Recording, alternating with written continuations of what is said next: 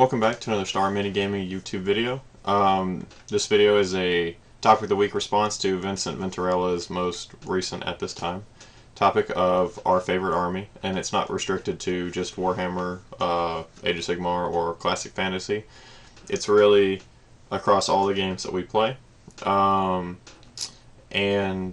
any system, any army within any of those games. And so that gave me a bit of pause.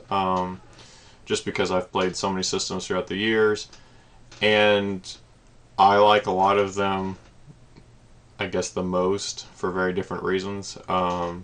It'd be easy for me to say the Mandalorians from the Star Wars miniatures game, because the Mandalorians are my favorite in the expanded universe. I really like them as well in the Knights of the Republic games, if you're familiar with those. It would have been easy for me to say the Highlanders from the Mech Warrior game, because that was the very first tabletop game I ever played, and they kind of set the tone for what armies I would naturally pick in almost every game I've played since. They're very much kind of a heroic common man rising up to become something greater than himself and to defend his home or whatever it might be. I saw that trend kind of continue in other games, like in the Lord of the Rings game I picked Gondor at first. In Age of Sigmar I bucked the trend a little bit, but I was similar in that I picked the Seraphon, so again it was like, the good aligned, trying to, defeat evil. Then, in X-Wing it was the Rebels, which is funny for anyone who knows me and has played other games with me. I tend to go for the Empire. I just prefer the look of the Stormtroopers. I always thought Vader was cool, things like that. In 40k, it's the Imperial Guard, were my first army as well, things like that. So that's the typical one, not always, but the typical one. But ultimately, because Age of Sigmar is the game I play the most, and it's the one that I'm most interested in at the moment, then I of course had to go with the Death Faction, which should pretty much surprise nobody. And there's a couple reasons for this. First off, the reason I even played the Death Faction or started them was this man right here, Vlad. I've said it before, I'll say it again probably. I love Vlad. Whenever I was considering getting into Age of Sigmar, I watched Kieran's series on the End Times. His YouTube channel is now Forge of Wonders, but I'll try to include links to those below if I can remember. Hopefully I will. But anyways, the story of Vlad was awesome. His story arc in the End Times is what really kind of sealed the deal for me on, was I interested in this fantasy world, right? I already been playing the Lord of the Rings strategy battle game for a while. I love Lord of the Rings. I always have. Probably always will. I love Star Wars. It's basically, a medieval fantasy set in the future. It's more similar to that than a lot of other sci-fis. So because of Vlad's story, I decided to give Age of Sigmar a try. And because of him, I decided to try out the Death Faction, even though they're radically different from anything else I've ever played. In most of my armies, even in the Star Wars miniatures game with the Empire, actually care about their losses. They're not typically the most swarm-based armies. Sometimes, like in Lord of the Rings, as like a secondary or third army, I would pick something like the Moria Goblins, which are a very horde-based army, and actually in a lot of ways do play somewhat similar to Death. There is no exact equivalent in that game. Maybe Goblin Town Goblins are the closest, but there's similar aspects to them. But as a whole, I'd never played an army that relied so heavily on a couple commanders and then basically had a bunch of chaff. And in terms of the playstyle that I typically have done, I've always done more of a defensive playstyle, so like Empire in the Star Wars miniatures game, and then the Rebels in X-Wing, the Highlanders in the classic Mech Warrior game, the Imperial Guard in 40k. All of these armies have a tendency towards defensive playstyles, and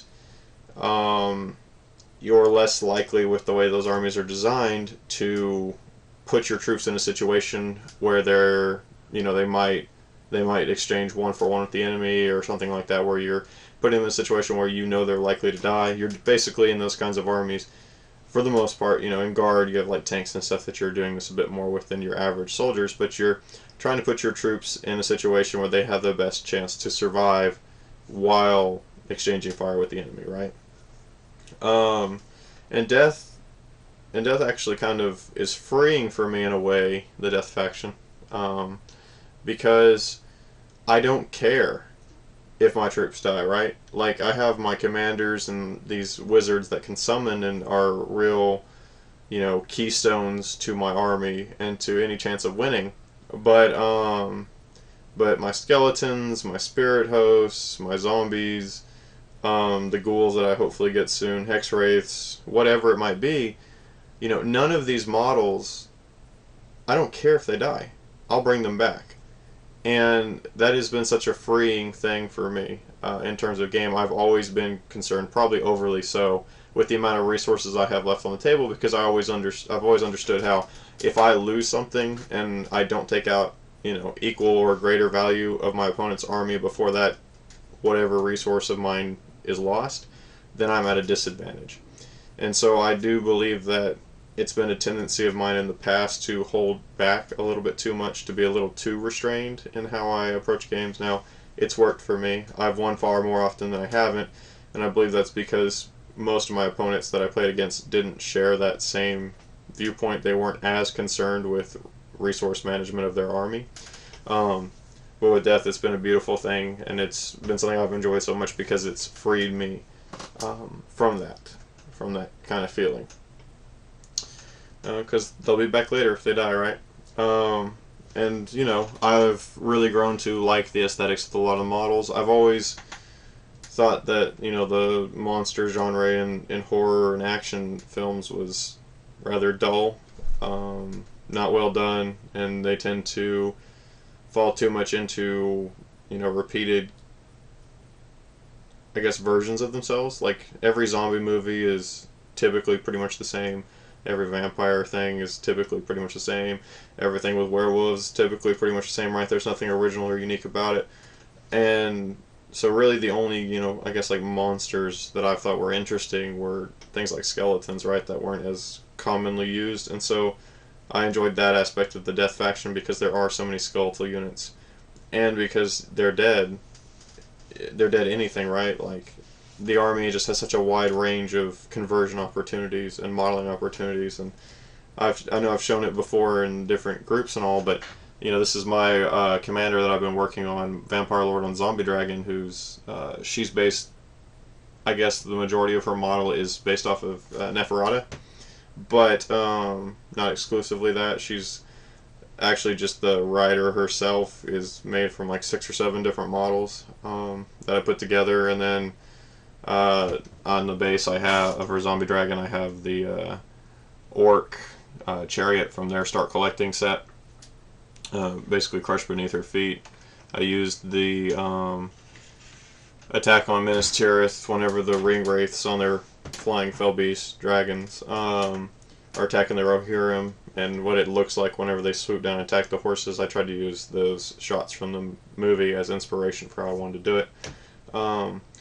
But just the amount of modeling opportunities that this army has opened up, and the amount of character that it allows me to give them, combined of course with Vlad and just the freeing feeling, right, of the not caring if my troops die, not having to worry as much about resource management on the table, is really why this is my favorite army within any game system I play.